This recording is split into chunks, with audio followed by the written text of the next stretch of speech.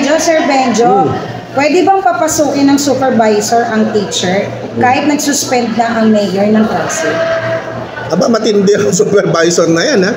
Mas magaling pa sa mayor. Saan bang bayan yan? Binanggit ba kung saan? Hindi eh. Hindi. Pero hulaan ko, baka sa San yan. Walang kapangyarihan ng supervisor na magpapasok ng mga teacher kung may suspension ng klase, kahit saan pa galing ang suspension.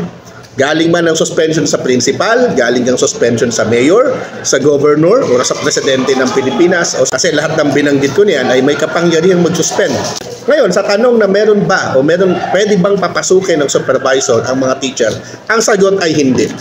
Unang-una, kapag ka-suspended ang klase, hindi na dapat pupunta sa school ang mga teacher. Hindi na dapat papasok sa school sapagkat wala namang tuturuan. Kahit magpa-meeting, hindi na kailangan. Ngayon, tungkol doon sa power ng supervisor, wala pong power ang supervisor. Lalabagin niya yung kapangyarihan ng local chief executive.